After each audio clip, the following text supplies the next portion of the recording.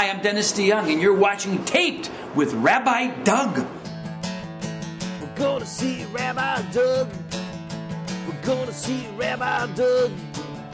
We're gonna see Rabbi Doug on your TV tonight. But Daddy, I want to watch Monday Night Football. Forget about Monday Night Football. There's no other thing we're going to watch on Monday but Rabbi Doug. Yeah, Rabbi Doug on TV tonight. We're going to see Rabbi Doug. Oh, everybody talk about Doug. Shalom and welcome to Tape with Rabbi Doug. Glad you could be with us today. My guest today is pianist and friend Nini Castle. Welcome to the show, Nini. Thank you. It's very cool to be here. Well, it's cool to have you here. I've known Nini since she was a little girl. I'm a friend of her family. Nini is a very unique artist in that she never took a piano lesson in her life. Is that true? No, actually, I did take piano lessons, but I could barely read sheet music. That's the story. So you don't read music. So I know that you really play by ear. I mean, you are someone who everything that you've done in playing music, and you started when you were young, was sitting in a piano and just figuring out and playing by ear. What brought you to, first of all, was it those few piano lessons when you were younger? What was it that made you want to really excel in playing piano? And how did you know you had the talent? Well, it kind of started when I was really, really, really little. The piano used to be at my grandmother's house, and before I was barely tall enough to reach the keys, I'd just go over and start playing, and I'd always just feel songs inside. I started making up songs when I was like 2 or 3, and then I would hear stuff and I would try playing it, and then my dad actually, he would start playing stuff from the Uncle Moishe tapes that I was like, wow, I want to do that. So he would show me, and then I would play it back. And then when my grandmother gave us the piano, we had it in the house, so I just experimented, and it was like, wow, this is really cool.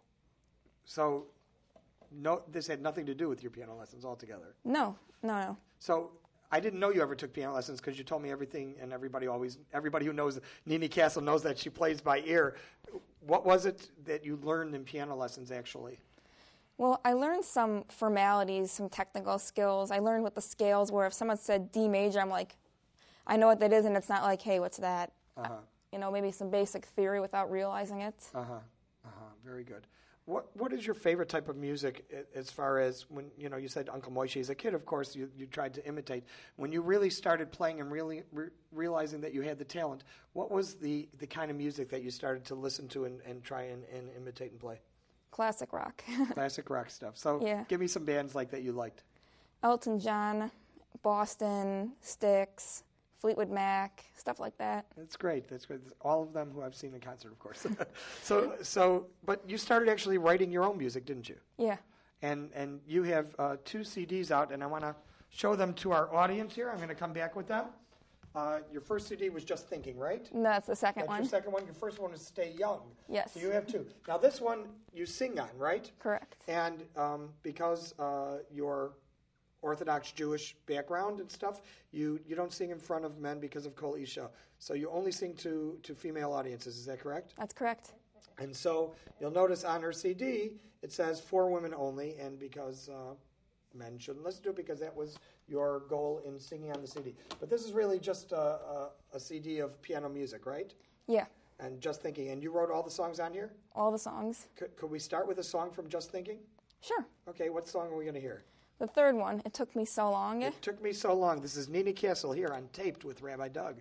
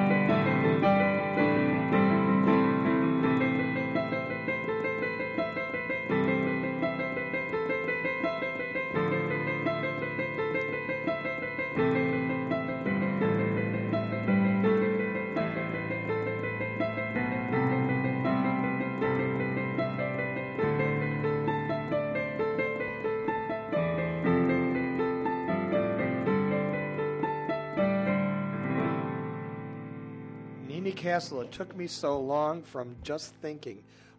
That was amazing. When did you really feel like you wrote a full song? How old were you? Probably, I'd say about 3 or 4. I mean, it was very simple at that point. More complex stuff, maybe about 19. Really? So after high school? Yeah. You started to really sit down and write music that you really wanted to perform. Tell me, have you ever sat down with a drummer and a bass player and performed, as a band? Well, not like officially. My dad and my brother and a friend of ours, we have a basement band, as we call it now, and we play in the basement for fun. And you're the professional, and they're the amateurs who play along with you. No, we all play together. That's very nice. That's very nice. You have an old soul. You really your music, your talent, your like for classic rock. Are there other things that you like in life that are kind of like things that older people like rather than a young person like yourself? I guess sort of like I guess the geeky things like math and science. Well, everyone's like, oh, I hate math. It's like, no, that's my favorite subject. Art, just knowing how to enjoy life, kind of pondering, well, what is the meaning of life? Everyone's like, why are you thinking about that now? You're just a kid. Well, you're a little more than a kid because you have the talent of someone who is far beyond your years, and we would love to hear some more. Tell us what you're going to do next, and is it something off of one of your albums? I will play a song off of Stay Young called Running Free. This is Nini Castle on Taped with Rabbi Doug.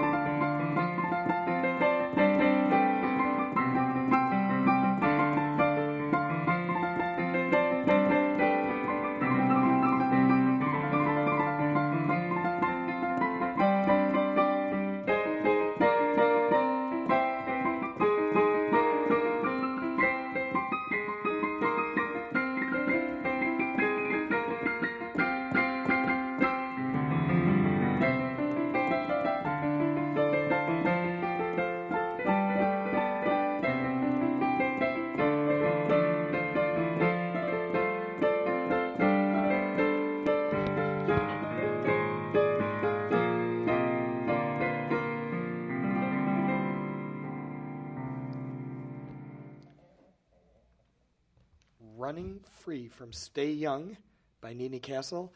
It was beautiful. Beautiful. Thanks. So how old were you when you wrote that song? 18. 18 years old. Yeah. It's amazing. It's amazing. What do you do besides? Now, you're a graduate of Hannah Sachs Day School. You went to a Jewish day school. You grew up in a religious home. You don't find too many. There are a few, but you don't find too many kids who grow up as you did in the school you went to and so on and so forth, who sit down and write music all the time, who aren't playing only Jewish music when they do play. Do you have a love for Jewish music and for secular music, or are you really more into your piano style that you do? I'm mostly into the stuff that I do. It's like, again, as a kid, I liked like Uncle Moishe. It was fun, but even still, it didn't take a candle compared to like Elton John or Boston. Just that was it. So you like Boston a lot. Oh yeah. And you play Boston music. Yeah. Well, Boston, of course, their lead singer died just a couple of years ago, and they're touring with someone new singing lead. But I love Boston piano music. My brother, who's a piano player and played in a band for many years, he also liked to play Boston music. Would you do a Boston song for us? Sure. Which song are you going to do? I will do Peace of Mind. It's the first one I learned how to play. Wonderful. Peace of Mind by Boston. This is Nini Castle here on Taped with Rabbi Doug.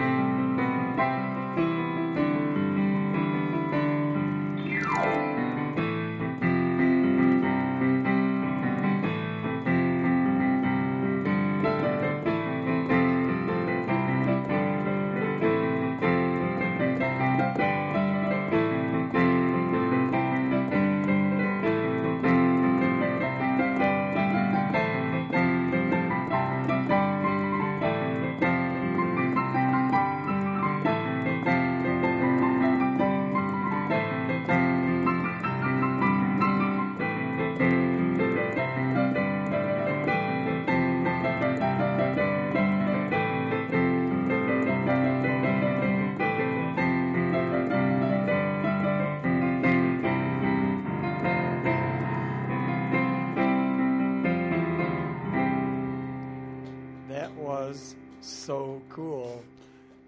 When you say that was the first Boston song that you learned to play, it's the first one you figured out how to play on your own, right? You didn't really learn it. It's just amazing that someone could do that by ear from listening to something and hit every note as perfectly as you do. You are really a hidden talent out there. Now, you're of marriageable age now. You're not just a little girl anymore and stuff like that. And I don't mean to embarrass you or anything like that. But do you think people are attracted to musicians. You see out people worship musicians and things like that. Do you think that you wanna find the right guy to be someone who's also into music like you are? Does that matter to you? Do you want to find someone else who's a musician like you? And I'm not asking you because you're looking for someone, but people have their likes and their talents, and I want to find people that have their same likes and talents, or sometimes they don't. Is that something that's important to you? Very much. It's important to me more that obviously the person is a good person. Of course. A good, spiritual, intelligent person, someone that's a mensch and that cares and obviously has a love for God and a love for life and a love for fellow people. But someone who appreciates music the way I do is definitely something I would like. That's a cool thing. Your songs that you write are so amazing because they're so intricate. Your fingers, I see, are moving from one side to another to another. Did you tweak a lot of your songs when you wrote them? Not really. How I make up a song is I have a feeling, and then I sit down at the piano and just it comes out. And sometimes I have certain pieces that are originally there that I take out because it doesn't flow, but it goes to maybe a future song. Or sometimes I have other parts that I have an aha moment. 3 months later, it's like, yes, that's the part in the song I was looking for. Uh-huh. But usually when I have the basic melody line, that's it. Great. So what are you going to do next for us? And is it from one of your albums? And which one, if it is? Yeah, it's from Just Thinking. It's called Finding My Way. Finding My Way. This is, once again, Nini Castle on Taped with Rabbi Doug.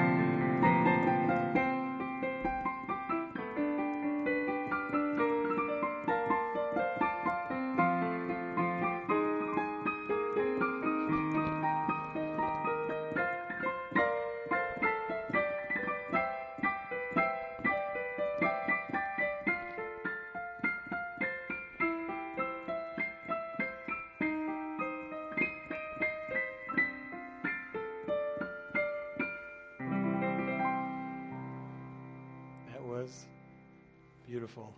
That was beautiful. Do you ever like to sit down and just jam, you know, key of E, key of G, whatever the case might be, sitting down with a couple other, like maybe with your, you know, your home band or with a few friends? Do you like to do that too and just goof around on the, you know, making music?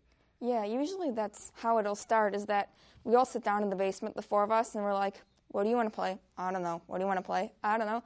So my dad will just pick up the drums and start the drumsticks and start making up a song. I start making up a beat, and then I'm like, okay, I hear it, and then I start playing around, and then the bass and the guitar just fills in, and we've got a song. That's great. Well, I feel so happy to have you on the show, and I you know, your parents were at my wedding. We've been friends for many, many years.